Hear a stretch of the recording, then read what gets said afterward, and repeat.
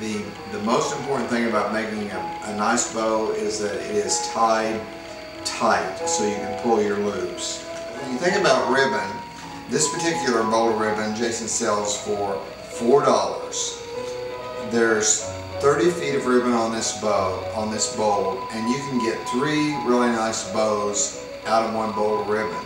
Now if you're going to do a tree topper, which I do for him at the store, it takes a couple of bowls.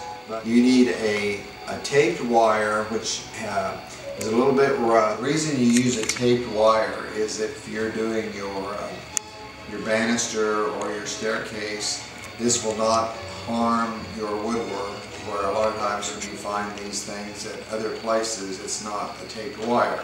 Another neat idea is if you're going to have a dinner party, if you use these bows on the back of your chair, I mean, you have an incredible table setting, and then you can also tie this into the center of your table. This wired ribbon is nice because you can roll it around the center of your table and just have a little Christmas greenery or some artificial greenery, and you've got a great look.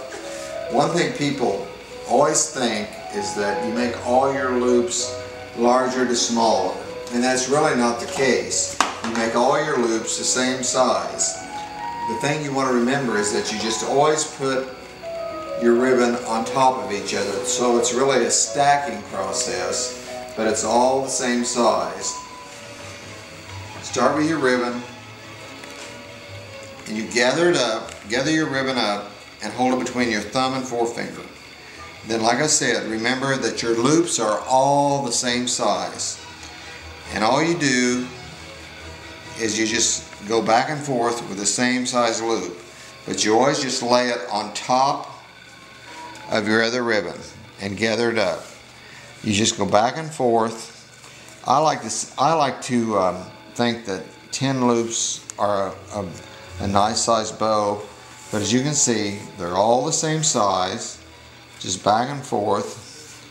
And I've probably made a couple million of these bows, so I don't get any hand cramps. But sometimes when you do it, your hands will cramp, but a little practice makes perfect.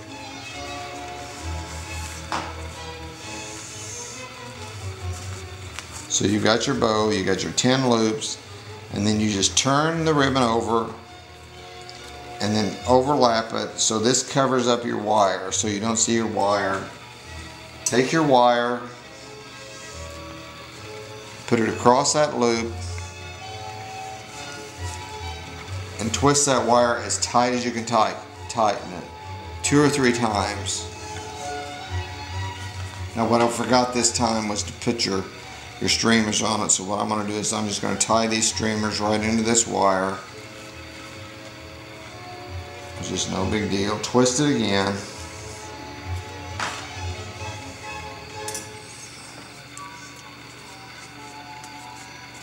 Cut your ribbon off. So you've got 3 different lengths of streamers. And then pull each of your loops, pull them pretty substantially, because if that wire is tight like it should be, these loops will not pull out. And with wired ribbon, it's unforgiving. You can take your bows off your tree, and next year they're going to look exactly the same. Turn your salvage edges down, just fold them down because you've got wire edges.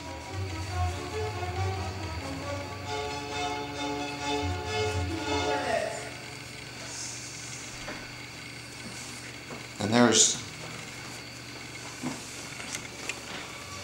bow number 2. So, like I said, with one bolt of ribbon, 30 feet, you should be able to get 3 nice bows out of it.